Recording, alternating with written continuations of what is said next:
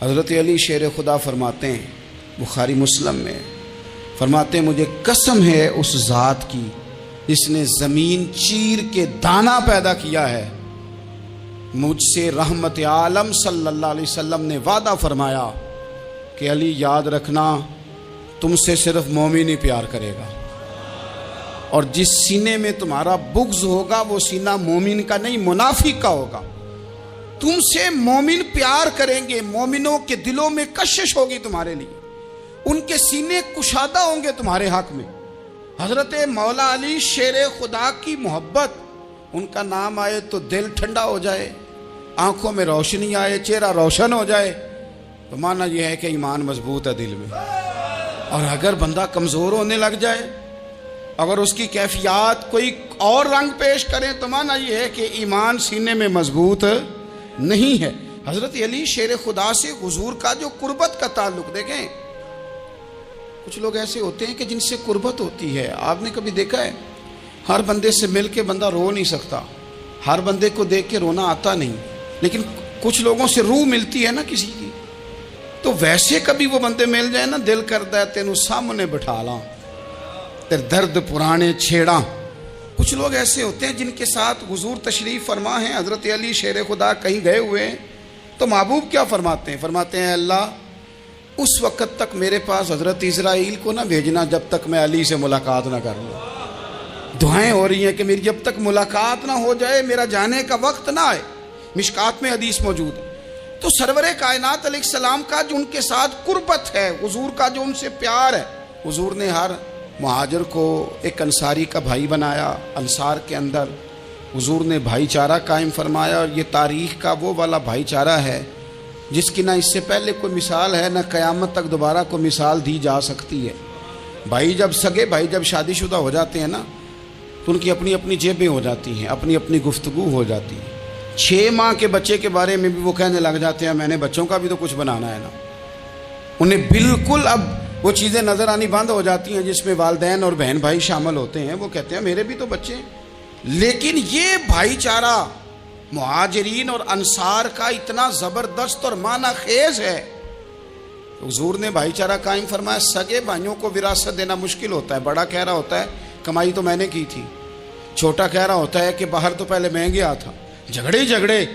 لیکن یہ تاریخ اسلامی کا وہ بھائی چارہ ہے کہ جن میں برادری، قبیلہ، رنگ، نسل، علاقہ ایک نہیں، پر ہزاروں قومیں وجود میں آئیں، دہر میں خشک و تر کے رشتے سے ہم نے بنیاد دوستی رکھی، یاد خیر البشر کے رشتے سے۔ اور اقبال نے جن انداز میں اس مضمون کو بیان کیا ہے وہ انداز ہی نرالا ہے۔ اقبال فرماتے ہیں خاص ہے ترکیب میں قوم رسول ہاشمی، بننے میں کوئی خاص، ان کی ترکیب ہی کوئی خاص ہے۔ حضور نے بھائی بھائی بنا دیا۔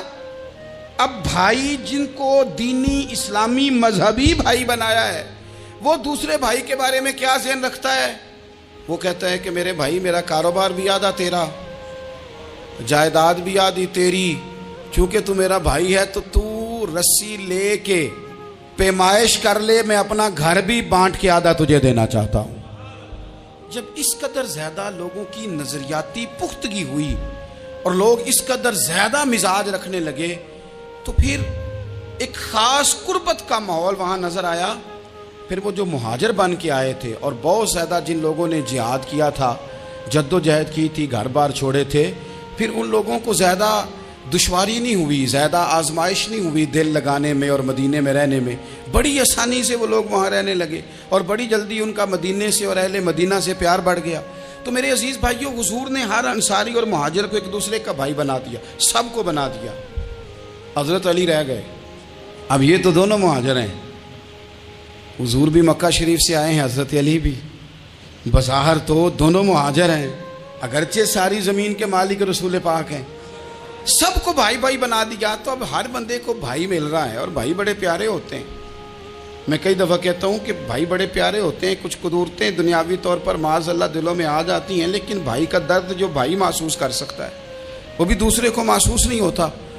تو حضرت علی جب کسی کے بھائی نہیں بنائے گئے تو رو ہی پڑے، اتنے دلیر بندے تھے، پر بھائی کی ضرورت بندہ اتنی محسوس کرتا ہے۔ اس کو بھائی سے لگاؤ اتنا زیادہ ہوتا ہے کہ مولا علی رو پڑے، مشکات میں موجود روئے۔ حضور نے فرمایا کیوں روتے ہو؟ عرض کی حضور آپ نے سب کو ایک دوسرے کا بھائی بنایا ہے، میں رہ ہی گیا ہوں، مجھے کسی کا بھائی نہیں بنایا۔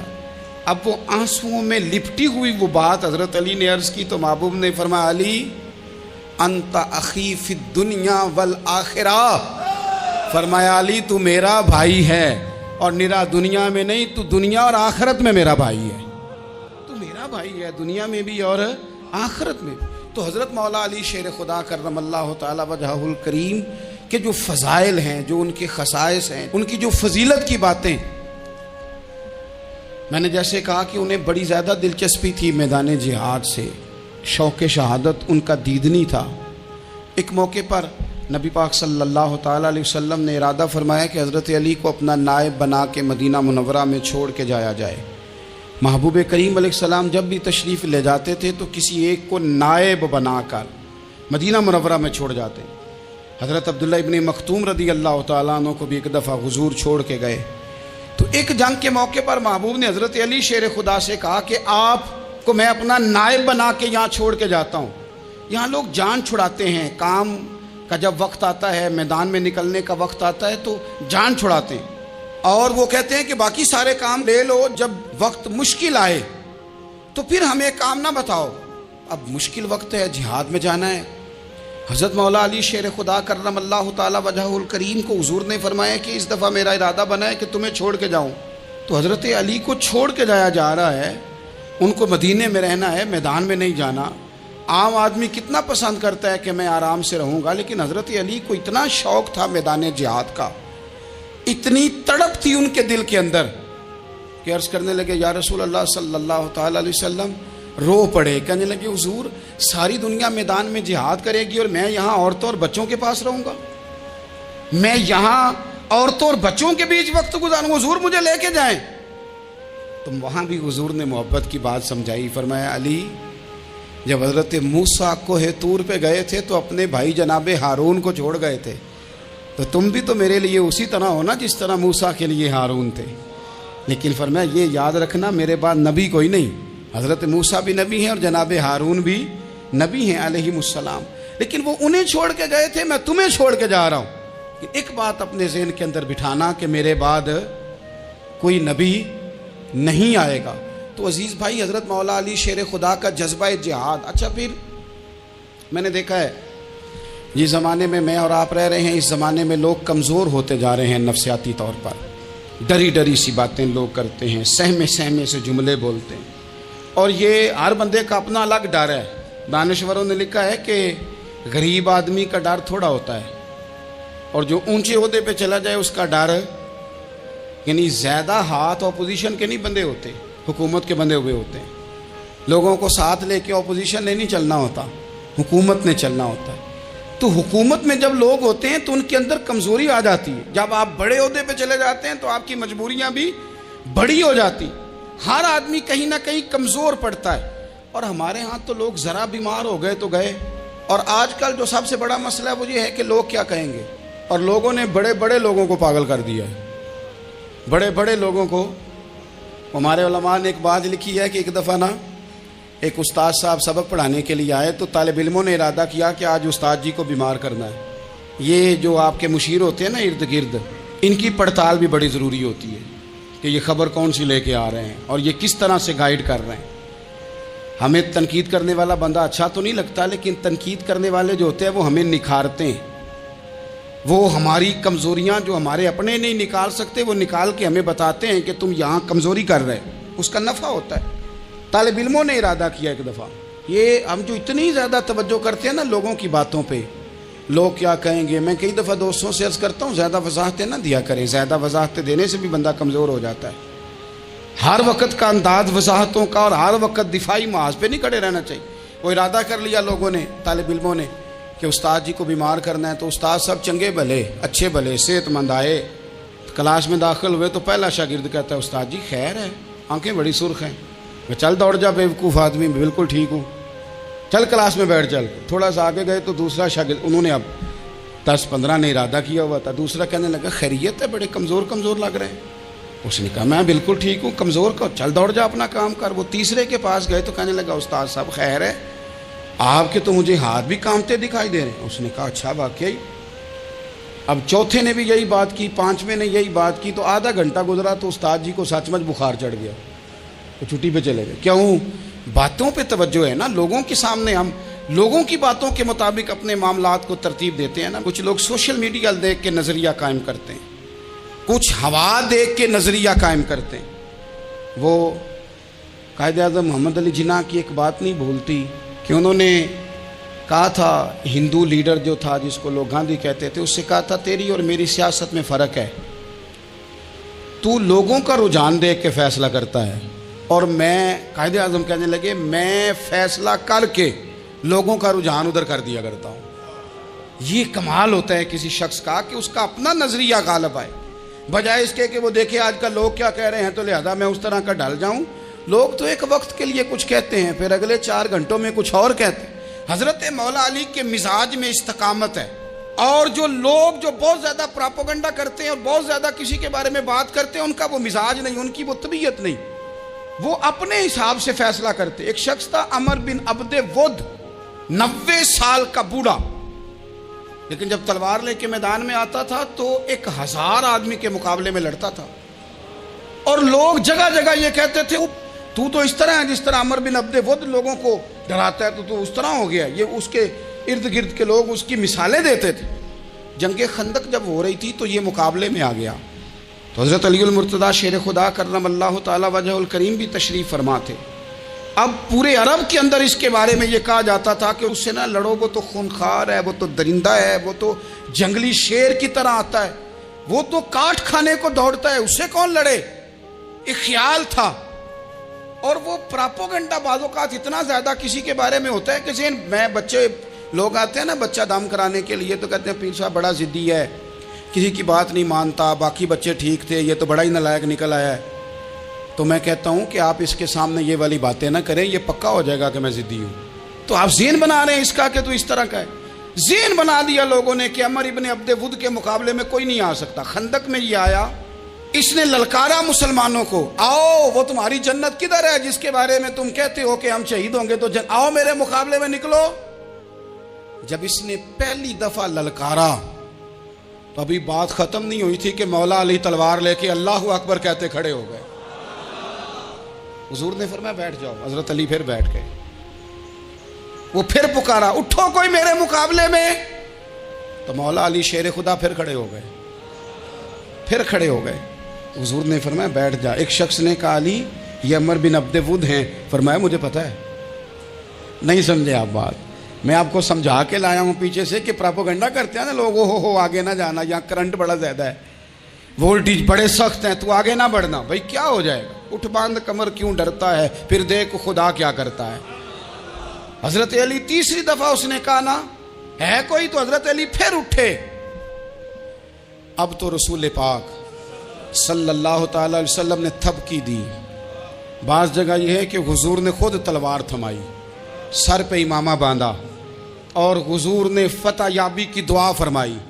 حضرت علی گھوڑے پہ بیٹھے نکلے، اور جب اس کے سامنے گئے تو جا کے کہنے لگا میرا پتہ ہے۔ حضرت علی فرمانے لگے تو اپنا چھوڑ، میرا پتہ ہے تجھے، مجھے تو جانتا ہے۔ کہنے لگا میں 1000 کے مقابلے میں اکیلا لڑتا ہوں۔ حضرت علی شیر خدا فرمانے لگے پتہ نہیں تو کن سے لڑتا رہا ہے، جانے وہ کون ہے جن سے تو لڑتا رہا ہے، وہ کون 1000 تھے جو تیرے مقابلے میں آتے تھے، پتہ نہیں۔ تو کہنے لگا میرا نام میری ماں نے عمر بن عبد ود رکھا ہے۔ فرمایا چھوڑ تو، میری ماں نے میرا نام حیدر رکھا ہے۔ کہنے لگا تیری عمر چھوٹی ہے، کوئی بڑا لا۔ فرمانے لگے یہ تو جب پنجے میں پنجہ ملے گا تو پتہ چلے گا عمر کس کی چھوٹی ہے، ابھی تو کہانیوں سے متاثر کرنا چاہتا ہے، تو چاہتا ہے کہ تو پریشر ڈالے اور میں تیری بات سنوں، تو مقابلے میں آ، ڈینگے نہ مار، کہانیاں نہ سنا، دیواریں ہلتی رہتی ہیں اور در کانپ جاتا ہے۔ علی کا نام سن کے اب بھی خیبر کانپ جاتا ہے۔ تو مقابلے میں آ، تو باتیں بنا رہا ہے، کہانیاں سنا رہا ہے۔ وہ کہنے لگا تو بچہ ہے، میں چاہتا نہیں تیرا خون بہاؤں۔ تو حضرت علی کہنے لگے میں بڑے دن سے پریشان ہوں کہ کسی بے ایمان کا خون بہایا کیوں نہیں، میرا بڑا دل کر رہا ہے تیرا خون بہاؤں۔ اس نے بڑی زوردار ضرب لگائی، غصے میں اتنا پاگل ہوا، کیونکہ اس کے بارے میں معروف تھا کہ وحشی مزاج آدمی، اتنا سخت پاگل ہوا غصے میں کہ اس نے اپنے گھوڑے کے پیر کاٹ ڈالے. پہلے تلوار گھوڑے کو دے ماری، اس کو کاٹ کے دوڑا. یہ کیوں کرتے تھے لوگ؟ عرب کے لوگ اس وقت یہ کام کرتے تھے کہ ہم نے گھوڑا ہی مار ڈالا ہے تاکہ ہم بھاگ نہ سکیں. کہتے ہیں نا کشتیاں جلا دی ہیں کہ اب واپس جانے کا راستہ ہی بند ہو جائے. گھوڑے کے پیر کاٹ ڈالے کہ بھاگنا نہیں. اور بڑی زور سے اس نے ضرب لگائی حضرت علی پر.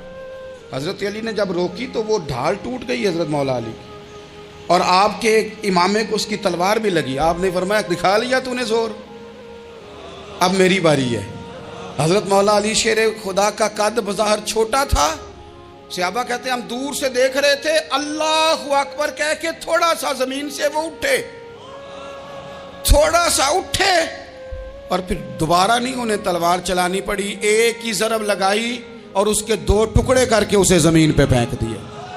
تو عزیز دوست، آپ یاد رکھیں گے اس بات کو کہ اپنی زندگی کے اندر مروب ہونا چھوڑ دیں. روب میں تاتاریوں نے مسلمانوں کو مروب کر لیا تھا، روب ڈال لیا تھا کہ ہم بہت بڑے لوگ ہیں. یہی آج ہمارے ساتھ بہت سارے لوگ کرتے ہیں. دلوں میں روب آ جاتا ہے، امیر رشتہ دار کا، فلانے کا فلانے کا، پھر وہ جو مرضی کرتا ہے. تاتاریوں کی ایک بی بی، وہ کیا کرتی، وہ 9-10 مسلمان نوجوانوں کو سڑک پہ کھڑا کر جاتی. کہتی ادھر کھڑے ہونا، میرے آنے تک ہلنا نہ. جوان ہے لیکن روب ہے نا کہ یہ بڑے وحشی ہیں. اکیلی بی بی اندر جاتی، تلوار لے آتی، اور وہ کھڑے ہیں، وہ بھاگے بھی نہیں، اتنا ڈر گئے، ٹانگیں کانپ رہی ہیں، بھاگنے کی بھی جرت نہیں کر رہے. تسلی سے گئی ہے، تلوار لے کے آئی ہے، اور اس نے 9 جوان مسلمانوں کے گلے کاٹ دیے. اس روب سے نکلیں باہر. نوجوانوں سے کہتا ہوں نکلو. اور جن لوگوں نے دنیا میں انقلاب برپا کیا وہ غریب گھروں کے تھے. وہ لوگ تھے کہ جو بظاہر کسی بڑے قبیلے سے نہیں تھے. آپ محنت کریں، تعلیم حاصل کریں، جد و جہد کریں، مشقت کریں، اپنی زندگی میں کچھ مقاصد کے حصول کے لیے آگے بڑھیں. اور اگر آپ کہیں کہ دائیں بائیں میرے فلاں آدمی مجھے یہ مشورہ دے رہا ہے، تو کچھ لوگ دنیا میں باتیں کرنے آئے ہیں، انہوں نے باتیں کرنی ہیں اور بڑا فائدہ ہوتا ہے. ان کو باتیں کر لینے دیں، ان کو کرتے رہنے دیں. کام کرنے والا بندہ کام کرتا ہے اور کرتا ہی چلا جاتا ہے، وہ منزل تک پہنچ جاتا ہے. تو حضرت علی کے مزاج میں دلیری ہے، ہمت ہے، ایک بات. اور دوسری بات دانائی، حکمت. یہ جو ہمارے فیصلے ہیں نا جذباتی، اور جناب آج فلانے نے یہ کہہ دیا تو میرا پروگرام یہ بن گیا، تو پھر کل کسی نے اور کچھ کہہ دیا تو میرا پلان اور بن گیا. میں سب سے زیادہ ان لوگوں کے حق میں پریشان ہوتا ہوں جو سویرے کچھ اور کہتے ہیں، دوپہر کو کچھ اور کہتے ہیں، شام کو کچھ اور کہتے ہیں. بھئی آپ کا کوئی نظریہ ہونا چاہیے، کوئی ویژن ہونا چاہیے زندگی میں، آپ کے اندر کوئی حکمت اور دانائی ہونی چاہیے. اس کے لیے کیا کرنے کی ضرورت ہوتی ہے؟ اس کے لیے ضرورت ہوتی ہے کہ آپ کا ذہن ایک طرف ہو. میرے اسلاف فرمایا کرتے تھے زندگی میں ایک کام کر لو پر صحیح کر کے کر لو. ہم نے ایک تو سارے کام کرنے ہیں. آج کل ہر بندہ صحافی ہے، ہر بندہ تجزیہ نگار ہے، ہر بندہ سیاستدان ہے، ہر بندہ ہی مفتی ہے، ہر بندہ ہی جناب واعظ ہے، ہر بندے کے پاس ہی کچھ مسئلے. اس کا نقصان یہ ہے کہ کسی کے پاس بھی کچھ نہیں. وہ کسی درویش نے کہا تھا کہ جب سب لیڈر ہوں تو سمجھو کوئی لیڈر نہیں، کیونکہ سارے جو لیڈر ہو گئے. میرے عزیز، ایک طرف ذہن کو رکھیں اور اپنے اس کام میں کمال پیدا کریں. حضرت مولا علی شیر خدا کو اللہ نے حکمت دی تھی. نبی پاک صلی اللہ تعالی وسلم کے صحابی حضرت عبداللہ ابن مسعود رضی اللہ تعالیٰ عنہ فرماتے ہیں، امام ابو نعیم نے لکھا ہے کہ حضرت عبداللہ ابن مسعود فرماتے ہیں نبی پاک صلی اللہ علیہ وسلم نے فرمایا اگر حکمت کے 10 حصے کیے جائیں نا، دانائی کے 10 حصے کیے جائیں، تو اس میں سے 9 حصے اللہ تعالیٰ نے حضرت علی کو عطا فرمائے ہیں، اور ایک حصہ باقی لوگوں کو ملا ہے. دانا تھے، معاملہ فہم. کچھ بندے بڑے منافق قسم کے تھے، تو حضرت علی اذان ہو گئی تو وہ حضرت مولا علی شیر خدا کے پاس آگے. اذان ہو گئی، حضرت علی نے جماعت کرانی. ان کا خیال تھا کہ آج ہم نے جماعت لیٹ کرانی ہے کسی طریقے سے. ہم چونکہ زیادہ باتیں، میں دوستوں سے کہتا ہوں بہت زیادہ خبریں نہ دیکھا کرو، بہت زیادہ بھی چیزیں نہ سنا کرو. آپ تو میرے بھائی موبائل کے اندر چلے جائیں گے، پھر باہر کی دنیا تو اور ہے. تو تھوڑا باہر بھی نکلیں تصویروں سے، تھوڑا باہر بھی آئیں، دیگر معاملات بھی دیکھیں. ہمیں بڑے بڑے اچھے لوگ زندگی میں مل جائیں گے، لیکن ہم ان کے قریب نہیں جاتے. ہم دیکھتے نہیں کہ اصل بات کیا ہے، سنی سنائی چیزوں پر زیادہ گمان کرتے ہیں. اب تو حضرت علی چونکہ بڑے دانا تھے، مصلے پہ بڑھ رہے ہیں، جماعت کھڑی کرنی، اللہ اکبر کہہ رہے ہیں، بندوں کا خیال تھا نماز لیٹ کرانی ہے، نے فٹافٹ حضرت علی سے کہا کہ حضور ذرا وہ جانور تو بتائیے گا کتنے ہیں جو انڈے دیتے ہیں، اور ذرا وہ بھی بتائیے گا جو بچے دیتے ہیں۔ یہ ذرا اب کتنے کو بندہ جانور گنے، آہستہ آہستہ بندہ شمار کرے، ہو بکری جو ہے وہ بچہ دیتی ہے، مرغی انڈا دیتی ہے، اور گائیں جو ہے وہ بچہ دیتی ہے، اور بطخ جو ہے وہ انڈا دیتی ہے، بندہ تو یہ گننے لگ جائے۔ تو حضرت علی شیر خدا یہاں ہاتھ ہیں، فرمانے لگے گھر جا کے گن لینا، موٹی سی بات بتاتا ہوں، جن جانوروں کے کان باہر ہوتے ہیں وہ بچے دیتے ہیں، جن کے اندر ہوتے ہیں وہ انڈے دیتے ہیں۔ اللہ اکبر، نماز کی نیت باندھ لی، تم گننا گھر جا کے۔ موٹی سی بات بتا دیتا ہوں، وہ صاحب کہتے ہیں میں حضرت علی رضی اللہ تعالیٰ عنہ کو الجھانے آیا تھا، میں خود بڑا الجھ گیا۔ یہ کیا ماجرا ہے، کیا معمہ ہے کہ دو فکروں میں انہوں نے بات کو سمیٹا اور کمال کر دی۔ کہنے لگے گھر جا کے گننا، یہاں ٹائم نہیں، نماز کا وقت ہے، بس جن کے کان اندر ہے نا وہ انڈے دیتے ہیں، اور جن کے باہر ہیں وہ جا کے حساب کرنا۔ آپ ڈھونڈ لیں، تلاش کر لیں، چلے جائیں ماہرین کے پاس، پر شیر خدا شیر ہی ہے۔ حضرت مولا علی کے جملوں میں کمال ہے، ان کی دانائی، ان کا تدبر، ان کی حکمت، ان کا فہم، ان کی فراست، ان کا کمال۔ ایک شخص بڑی دور سے آیا، اس نے کہا حضور مجھے نا لمبی باتیں یاد نہیں رہتی، 2 باتیں بس بتا دیں میں عمل کروں تو زندگی بن جائے، 2 باتیں۔ تو حضرت علی فرمانے لگے لمبی امیدیں نہ لگانا، لمبی امیدیں نہ لگانا، موت کا پتہ نہیں کب آ جائے گی۔ منصوبہ بندی ضرور کرنا آنے والی نسلوں کے لیے، اپنی ذات کے لیے لمبی امیدیں نہ باندھنا، یہ بھی کر لوں گا، یہ بھی کر لوں گا۔ ہم ریٹائر نہیں ہوتے زندگی بھر، پلان پہ پلان، پلان پہ پلان۔ تو اگر ہم پلان کر رہے ہوتے ہیں تو جو ہمارے نیچے ہوتے ہیں وہ ہمیں ریٹائر کرنے کا پلان کر رہے ہوتے ہیں۔ اولادیں تک والدین کو کمزور کرنے کے در پہ ہوتی ہیں کہ اب یہ ہٹے تو ہماری باری آئے۔ حضرت علی فرمانے لگے 2 کام، ایک تو لمبی امید نہ باندھنا، اور دوسرا فرمایا اپنے نفس کی خواہش کی پیروی سے بچنا۔ دنیا میں رسوا وہ لوگ ہو جاتے ہیں جو اپنے نفس کی خواہش کی پیروی کرتے ہیں، وہ بزدل ہو جاتے ہیں جو خواہشات نفسانی کے پیچھے بھاگتے ہیں۔ یہ کام نہ کرنا۔ تو دانائی اللہ تعالیٰ نے انہیں دی۔